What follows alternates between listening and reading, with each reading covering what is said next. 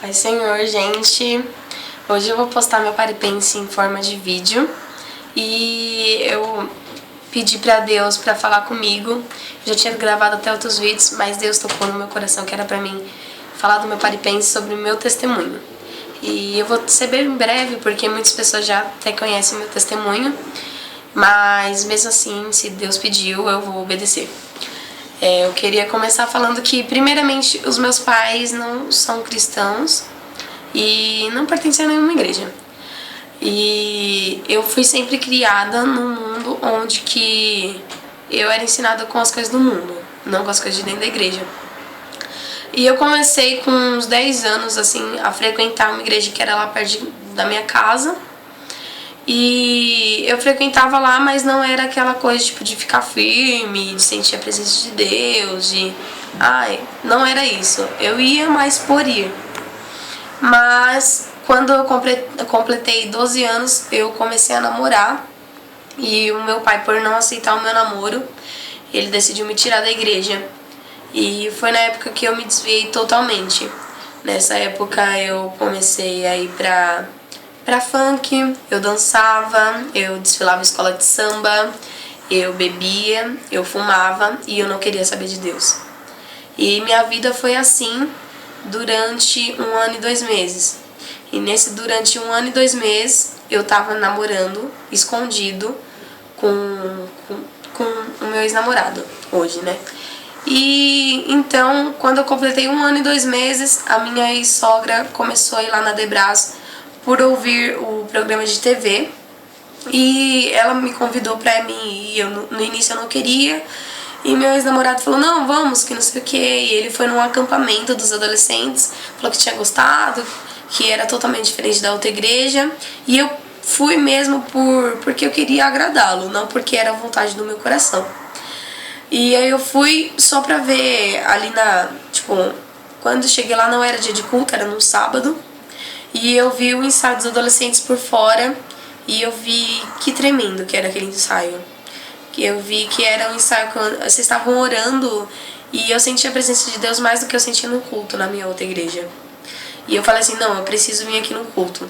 E aí, durante esse acampamento, aconteceram algumas brigas entre eu e meu pai. E eu cheguei a sair de casa e eu falei que eu só voltava enquanto ele aceitasse meu namoro. E ele aceitou de uma certa forma e eu voltei pra casa. Não era aquele namoro totalmente que ele aceitava e agradava a ele, mas não era mais escondido. Então ele permitiu que eu fosse no culto de domingo, e era o culto de apelo. E aquele culto foi tremendo. Eu senti Deus falando comigo de uma tal forma e eu falei assim, eu preciso voltar aos caminhos do Senhor. E eu fui lá na frente, voltei para os caminhos do Senhor. E a partir dali, a minha vida começou a mudar, a minha história com Deus começou a mudar. Aí, desde a época que eu frequentava outra igreja, eu tentei 3 vezes, por 3 anos, né, meu batismo, e eu nunca conseguia me batizar. Sempre tinha alguma coisa que me impedia. E eu orei muito pra Deus, porque eu tava firme lá na Debras, eu já participava do Elo Eterno, do Primeiro Amor, e era aquilo que eu queria, e meus pais viram que aquela era a vontade e o desejo do meu coração. E eu, em novembro, dia 25 de novembro, para a honra e glória do Senhor, eu consegui me batizar. E a partir dali eu declarei para o mundo que eu estava morrendo, rejeitando todas as coisas do mundo e nascendo para Cristo, nascendo uma nova criatura, uma nova pessoa. E dali a minha vida, por mais que eu tenha passado lutas, mas minha vida se transformou em bênção. E quando eu ainda continuava namorando, quando em maio, foi em fevereiro. Em fevereiro desse ano, eu fui no encontro jovem. E nesse encontro jovem estava um pastor de outra Assembleia de Deus. E eu senti Deus falando comigo muito naquele culto. E o moço veio, acho que ele era pastor ou regente, não lembro. Eu não conheço ele até hoje. Ele veio falar comigo e falou que eu ia passar por uma luta muito grande, mas que era para me confiar em Deus. E essa luta era no meu namoro, só que era pra me confiar, que Deus tinha o melhor pra mim. E naquele momento eu falei assim, esse cara tá viajando, porque eu tô vivendo a melhor fase do meu namoro, eu tô firme aqui dentro da igreja, os meus pais já aceitaram meu namoro e esse cara tá louco, ele não sabe o que tá falando. E eu não dei muita importância. E no início de abril eu realmente terminei.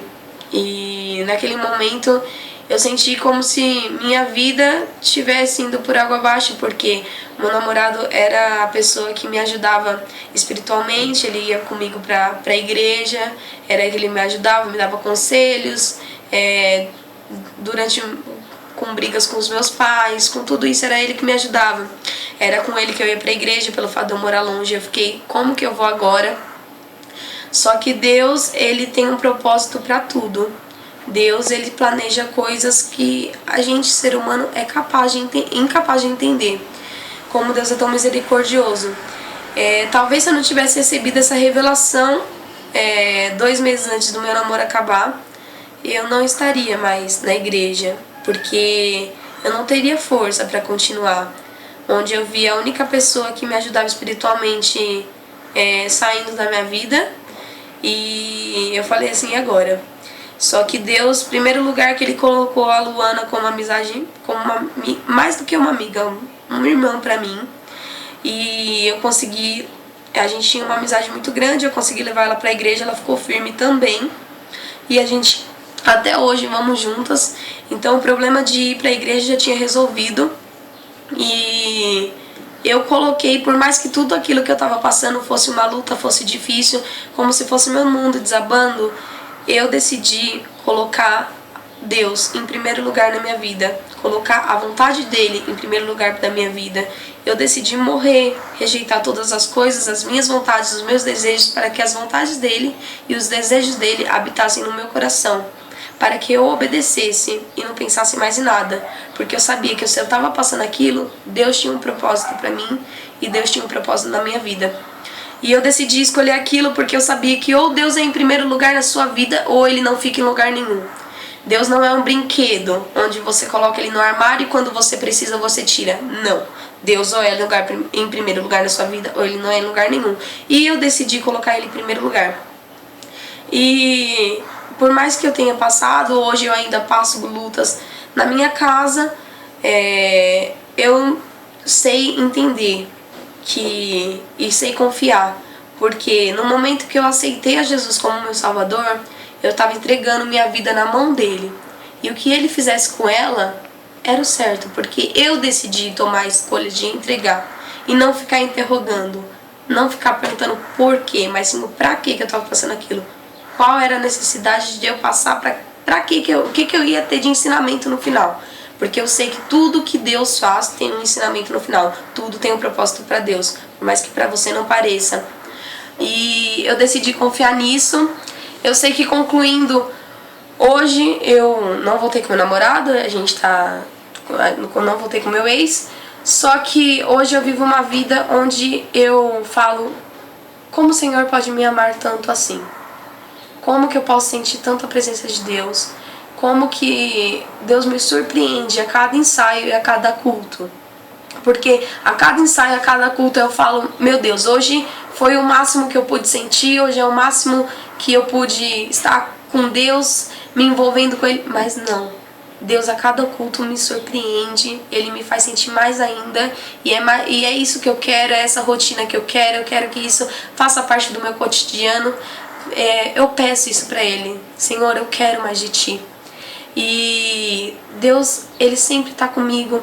E eu queria deixar para vocês, nesse meu testemunho, o ensinamento que eu levei, que é colocar o Deus em primeiro lugar na minha vida, deixar Ele fazer o que for, confiar nele, que Ele sabe o que está fazendo. Ele tem o melhor para mim. Eu não saberia governar a minha vida, mas Ele sabe. E eu decidi entregar minha vida na mão dele, então não preciso ficar interrogando, porque eu sei que Ele tem o melhor para mim. A gente tem que confiar nisso. E aproveitando, eu também queria agradecer muito, mas muito, todo o grupo do Primeiro Amor, por ter sempre me ajudado espiritualmente a ficar aí dentro, porque aí eu construí amigos, porque aí eu construí pessoas que me ajudaram espiritualmente, porque aí eu construí a minha segunda família. Eu amo cada um de vocês de uma forma mais do que especial. Eu peço para que vocês orem muito para que esse grupo cresça cada vez mais.